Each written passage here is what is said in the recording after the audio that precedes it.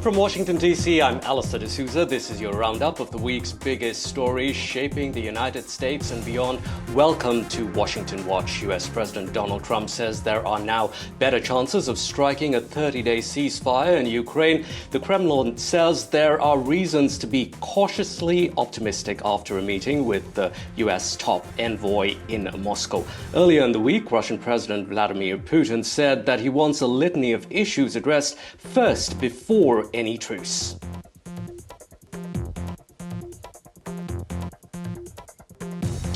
You fired them, now hire them. Two federal judges have ordered the Trump administration to reinstate thousands of probationary workers axed in recent mass layoffs. The Trump administration is appealing the injunction.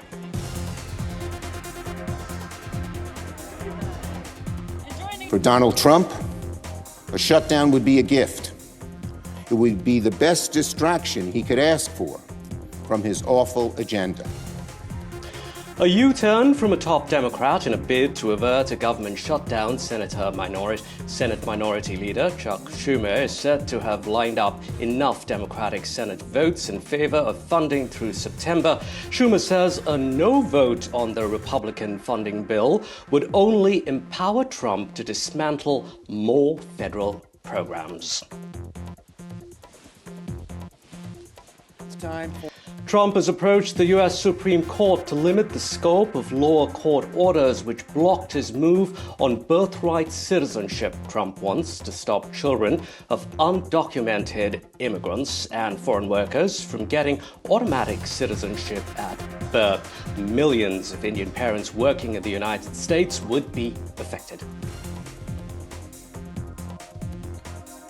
And the south lawn of the White House turned into a car showroom this week. Trump promoted Tesla cars on display at the White House in a bid to boost the financial fortunes of loyalist Elon Musk. Democrats want the event investigated for violating federal ethics laws, is what they say.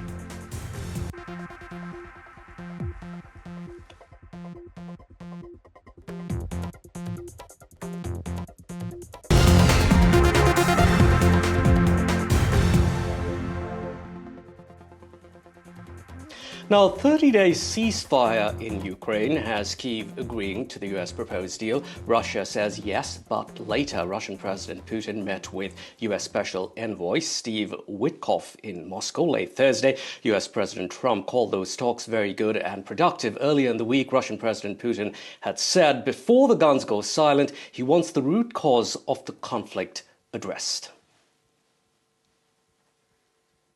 Мы согласны с предложениями прекратить боевые действия, но исходим из того, что это прекращение должно быть таким, которое привело бы к долгосрочному миру и устранило бы первоначальные причины этого кризиса. No, he put out a very promising statement, but it wasn't complete. And yeah, I'd love to meet with him or talk to him. But we have to get it over with fast. You know, every day people are being killed. Ми всі почули з Росії дуже передбачувані, дуже маніпулятивні слова Путіна у відповідь на ідею тиші на фронті. Він фактично готує відмову станом на зараз. Путін, звісно, боїться сказати прямо президенту Трампу, що хоче продовжувати цю війну. Хоче вбивати українців. Joined by Washington correspondent Nick Harper. Nick, Putin wants a list of preconditions addressed. Many would be totally unacceptable to Ukraine. Tell us what Putin wants. Yeah, Allister, a real balancing act for the United States at the moment at this very delicate time, trying not to antagonise either side, but there's certainly a long list of demands coming from Moscow. As we heard there, President Putin wants to try and address what he calls the root causes of this conflict. Now, if we think back 3 years when Russia invaded Ukraine, at that time, he was saying the root causes were all about trying to demilitarize and denazify Ukraine. Ukraine. So it might be a case that he's not rushing towards a ceasefire because it's unclear whether he feels that he has managed to achieve those during this 3-year conflict. He's also suggesting that he wants to get a single big deal done. Up until now, Ukraine have said that they're looking for a 30-day pause in the fighting while negotiations continue. However, Vladimir Putin suggesting he'd rather get one big deal done because he's worried that Ukraine might use those 30 days to mobilize, rearm and train people. Moscow also ruling out giving back any territory and questioning what happens in the Kursk region, a region that Ukraine invaded last year. We have seen Russia win back much of their territory in the interim period, but there's still a question of what happens to the Romanian Russian territory that's still being held from Ukraine. They're also asking who would police any particular ceasefire and what happens once a deal has been done. And there are several things on the Ukrainian side that they are also worried about. The fact that during the course of this week, the US has restarted intelligence sharing and restarted arming Ukraine. Russia seems to think that that is a red line and would be looking for the United States not just to end that, but potentially also end many of the sanctions that are in place against Russia as part of any longer-term agreement. Right, Nick Harper there joining us from Washington with those details. And we can also tell you at this point in time that the White House press secretary is saying that Trump has no plans to talk to Vladimir Putin today, although he's putting pressure on Putin and the Russians to do the right thing. We'll be keeping tabs on that story. Moving on to other news now. This week marked 50 days of President Trump's return to the White House. Trump's rapid-fire moves have many furious and others ecstatic. Here's a quick recap of his key decisions. Trump's unstoppable tariff threats have triggered a global trade war, 25% tariffs on steel and aluminium imports. Goods coming into the US from Canada, Mexico and China taxed. Starting April 2nd, Trump has promised reciprocal tariffs on the EU, India and others. Similar to his first term, Trump is cracking down on immigration, deporting undocumented immigrants, including over 300 Indians from the US. In another move, efforts to stop US citizenship for children of undocumented immigrants and even those on temporary work permits. Meanwhile, this week saw the Trump administration gutting the Education Department. Several key federal agencies, including USAID, have already faced the axe. Hundreds of thousands of federal workers have been fired. Trump's foreign policy moves include talk of turning Gaza into a Riviera of the Middle East. Then there have been efforts to repeatedly back Russia and Putin as peacemakers, and that has strained ties with the Ukrainian President Vladimir Zelensky. And amongst his near 90 executive orders, a notable one is Trump's proposed gold card. He plans to fix the US debt crisis by allowing people to buy US citizenship for $5 million. And a poll now saying that Trump's approval ratings are sliding. Now, this week has seen the most significant pushback in the Trump administration's attempt to slash the government workforce, which consists of more than 2 million people. 2 federal judges ordered the Trump's administration to rehire tens of thousands of probationary workers, part of mass firings that we saw last month. Now, probationary workers are either recent hires or those who had taken new positions. The question now, will the Trump administration actually comply with this order? It has already filed an appeal against the injunction. For more, we're now joined by Richard Painter, law professor at the University of Minnesota. Richard is also former chief White House ethics lawyer for President George W. Bush. Also joining us, Andrew Latham. He is political science professor at Allister College.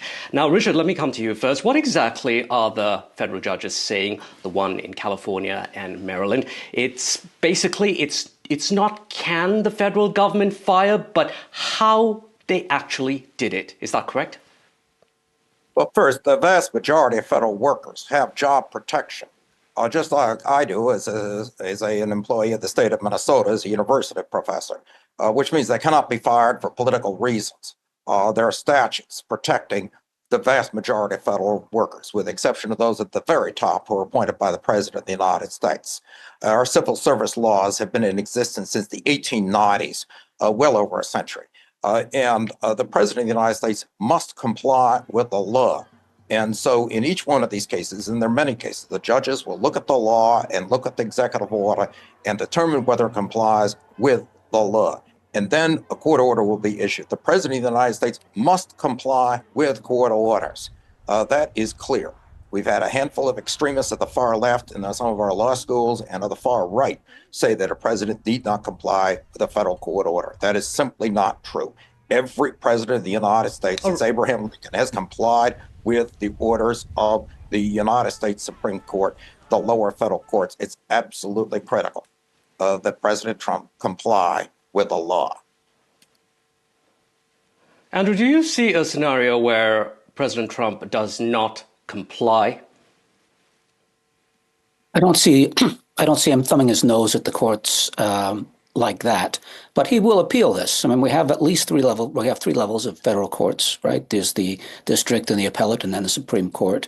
And some of these district courts have already changed their mind or been overturned. I mean, we have a system constitutionally in this country in which the executive branch has really significant latitude in terms of interpreting the law and enacting policies. And you marry that with the ethos of this administration, which is borrowed from the tech industry, which is move fast and break everything. And you're going to get a lot of turbulence and turmoil. The question is, ultimately, is the administration operating within the law? In which case, if it is, these are just policy debates. Or is it actually violating the law, in which case this is something of a constitutional crisis? And we're not in a position just at the moment to make that determination because it hasn't gone where it needs to go, which is to the Supreme Court. Right. Andrew and Richard, do stay with us because we'd like to get your insights on the other big legal development this week. Trump has taken his fight to enforce an end to birthright citizenship to the Supreme Court. He wants the Supreme Court to narrow lower court orders that blocked his move. Now, Trump wants to stop birthright citizenship for any child born in the U.S. to undocumented immigrants and even foreigners here on temporary visas. Richard, the Trump administration's emergency appeals to the Supreme Court is not about the constitutionality per se of the executive order that he has enforced, but what his administration calls in that emergency filing, a modest request to reduce the scope of the lower court injunctions. What does that mean? What we have here is a federal district court has imposed a nationwide injunction, not just in the district where the court sits, but the entire country. Arguably, this is an expansive use of judicial power that exceeds the power of a federal district judge sitting in one sitting. The problem is that if you don't have a nationwide injunction that is appealed up through the courts of appeals, ultimately to the Supreme Court, what you're going to have is injunctions in cities all over the country from federal judges. And you might have a disagreement among the federal judges with hundreds of cases. And so the nationwide injunction, as much as the Trump administration objects to it, is the best way to get this issue up to the Court of Appeals, to the United States Supreme Court, where I believe the Supreme Court of the United States will conclude that born in the USA means born in the USA. A natural-born citizen is someone who's born here in our country, and we're not going to ask about the immigration status of their parents. And that's been the law for well over a century. And I believe the Supreme Court will adhere to that law. And I should add that some of our best immigrants who've done the most for the United States come from India. And we need more people coming here from India and other countries around the world. And that's the way we're going to truly make America great again. All right. Andrew, one of the groups that would be affected are Indians here on work permits. But let's say that the Supreme Court agrees. Can't mothers just hop from one state to another to have their babies to get that birthright citizenship? Well, I will say, preface my comments by saying, look over my shoulder. I was born in England, immigrated to Canada, then immigrated to the United States. So I'm very favorably disposed towards immigrants and immigration. Secondly, though, the 14th Amendment was passed in a very specific historical context. It was meant to ensure that enslaved people and their children, in the aftermath of the Civil War in this country, were considered to be and treated as full citizens, full stop.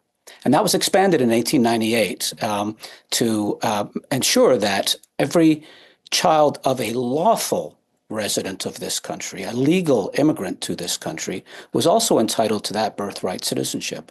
But it all turns on this phrase in the 14th Amendment, which was passed after the Civil War, obviously, subject to the jurisdiction thereof.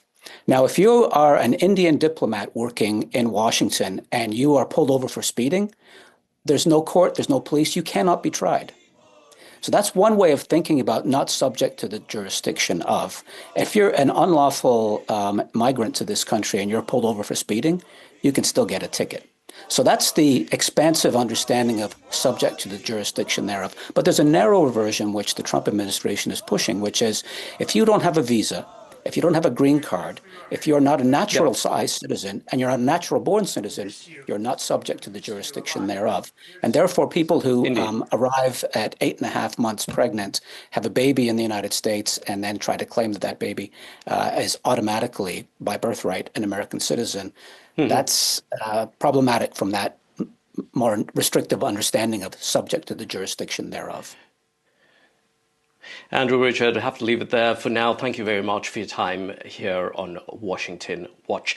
In other news, an unsigned letter from Tesla warns that Trump's tariffs could expose the EV maker to retaliatory tariffs in foreign markets. It's a sign of the complex relationship shared between the Tesla CEO, Elon Musk, and the US President Donald Trump. So far, though, the bromance has been on high gear, and it was on full display this week in an event Democrats say needs to be investigated for violating federal ethics laws. Has devoted his energy and his life to doing this, and I think he's been treated very unfairly by a very small group of people. And I just want people to know that you can't be penalized for being a patriot, and he's a great patriot. It seems Tesla has a brand new ambassador, US President Donald Trump. Trump, whose Drill Baby Drill anthem echoed throughout his election campaign and his presidency, is now in the market for an electric vehicle.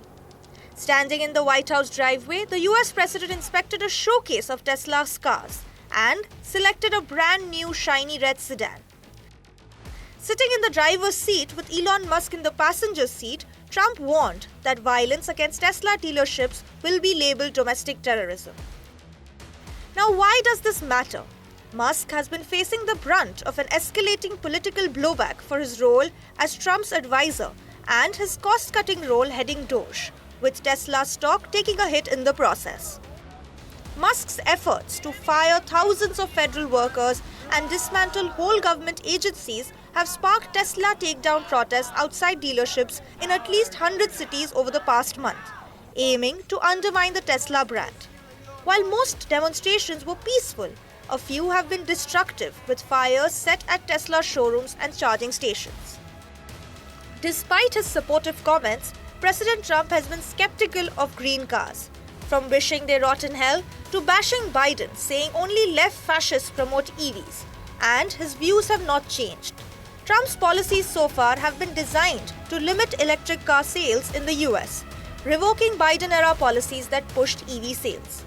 Yet, Trump's unusual show of support for loyalist Musk and his electric automaker Tesla has cemented its position from once the most democratic car in the US into a MAGA emblem. The irony is not lost here. The question remains, how far is President Trump willing to go to save his top loyalist? Disha Bagchi for NDTV World. And before we go, time for Diaspora Connect. We head to Music City, Nashville, in the U.S. state of Tennessee. Here's what some young American Desis are doing in the hope of becoming the next Miley Cyrus or Keith Urban.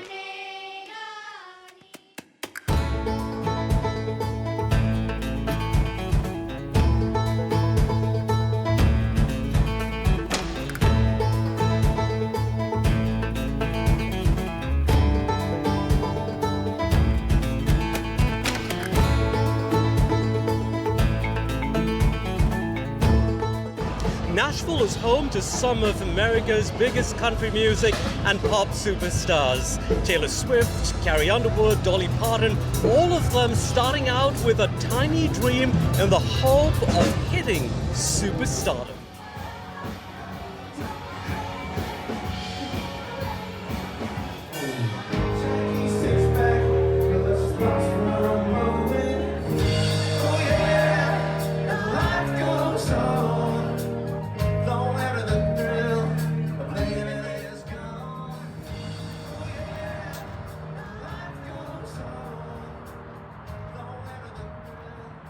Now, in another part of Nashville, a bunch of Indian American kids picking a rather unconventional way to hopefully one day make it in the Country and Pop Music Hall of Fame.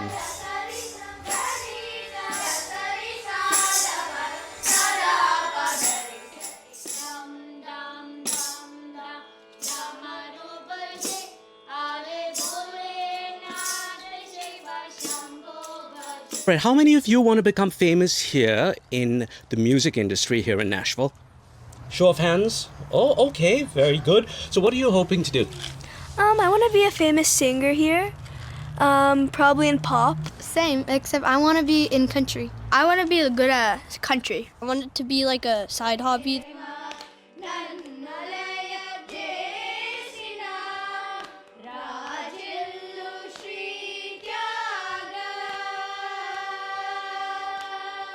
All right, so why are you all then learning Indian classical, Carnatic classical? How will that help you guys? So technically music has no language. So by learning these notes, we can it'll help improve our voices to sing other songs. Learning the talam helps you get in beat. So when they do this, but we do this, so it's so much easier. It's like a bass, like in music. A bass to build on what? On any music. Which one's more difficult? Carnatic, because the rhythm's very different. Like the one we sang today, there's like a lot of rhythms. Well, English, there's like only like one type of rhythm. So Carnatic, because like most songs have like it can start really high pitched and then go down to low and like up and down.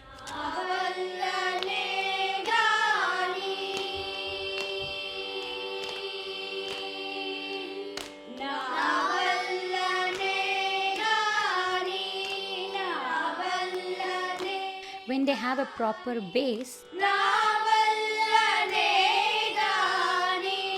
they could easily adapt to any kind of music very easily. So Western music is beautiful, but since they have gone to the harder level, they could adapt the Western music just by listening to it.